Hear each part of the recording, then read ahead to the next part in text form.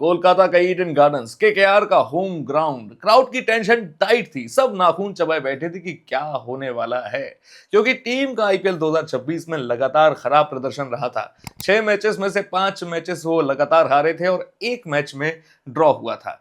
अब टेंशन ये टाइट थी कि अब क्या होने वाला है, कमबैक होगा कि नहीं। लेकिन हवा कुछ अलग कहानी कर रही थी, टीम का हौसला कुछ अलग बात कह रहा था और कहानी का अंत भी कुछ अलग ही हुआ।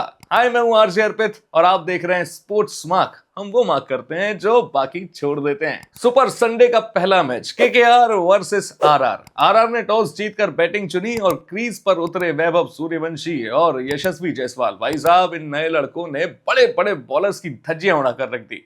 सूर्यवंशी ने जहां 46 ठोके, वहीं पर जायसवाल ने 39 ठोक दिए और आरआर का स्कोर 8 ओवरों में बिना किसी नुकसान के 81 पर पहुंच चुका था। और ये स्कोर देखकर केकेआर फैंस का बीपी बढ़ा जा रहा था। फिर आई केकेआर की मिस्ट्री, वरुण चक्रवर्ती। उन्होंने भाई आरआर का मिडिल ऑर्डर डिस्ट्रॉय करके रख दिया। 4 ओवर में सिर्फ 14 रन दिए और 3 विकेट खटाखट चटका दिए। दूसरी तरफ से सुनील नारायण ने यशस्वी जायसवाल को फंसाया और फिर आखिरी ओवर में कार्तिक त्यागी ने 3 विकेट निकाल दिए और आरआर को 9 विकेट के नुकसान पर 155 पर ही रोक दिया। अब ये स्कोर देखकर अजिंक्य रहाणे और फैंस का सीना चौड़ा हो गया और यहीं से कॉन्फिडेंस डेवलप हुआ कि आज तो मैच हमारा है, आज हवा हमारे पक्ष में आएगी, आज जीत की गूंज केकेआर की होगी। 156 का टारगेट मिला था केकेआर को, लेकिन अजिंक्य रहाणे फिर से गोल्डन डक और भाई केकेआर 85 पर 6 विकेट के नुकसान पर अटक गई थी।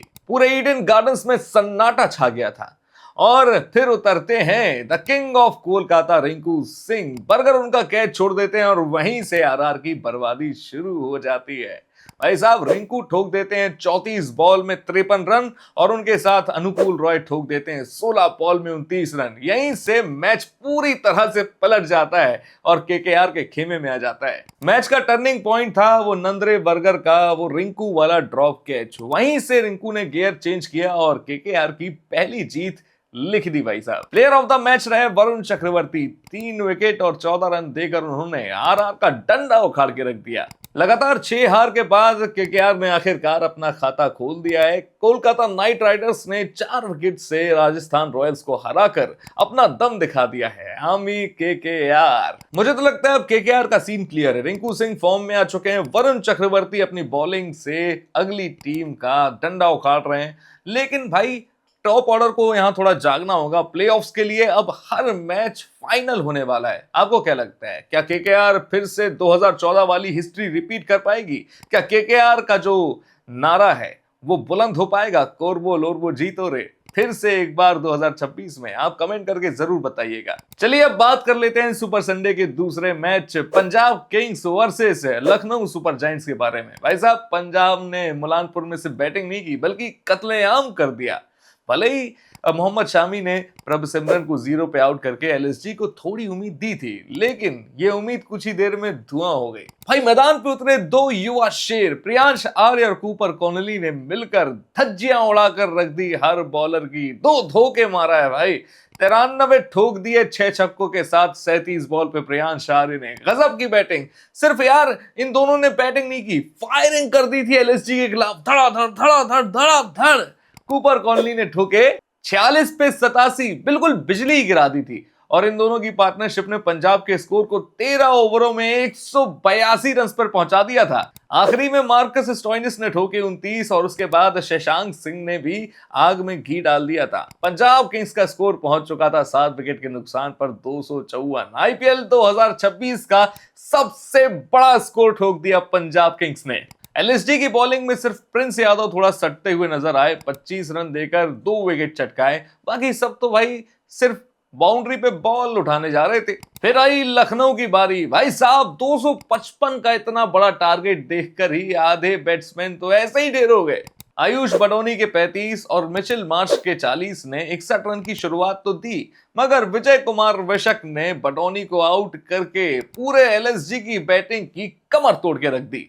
उसके बाद अर्शदीप ने आकर कप्तान ऋषभ पंत को 43 पे चलता किया।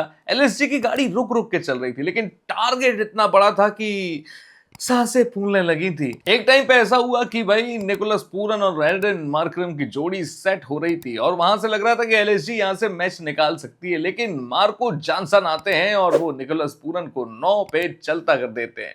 और भाई फिर एडन मार्करम कोशिश करते हैं मुकुल चौधरी के साथ पार्टनरशिप को आगे बढ़ाने की, लेकिन वो उस पार्टनरशिप सफल नहीं हो पाती है और एंड में मार्को जॉनसन फिर से विकेट ले लेते हैं एडन मार्करम का।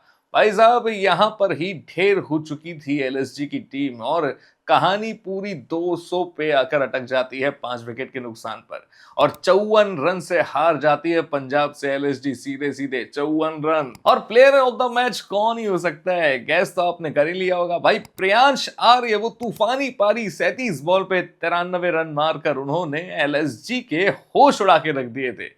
तो और भाई स्ट्राइक रेट उनका 250 के पार बोल रहा था, तो प्लेयर ऑफ द मैच का खिताब भी उन्हें मिला। तो अब न्यू चंडीगढ़ का ये किला पंजाब का फोर्ट्रेस बन चुका है और पंजाब ने 6 मैचेस में लगातार जीत हासिल करके पॉइंट्स टेबल में टॉप स्पॉट पकड़ लिया है।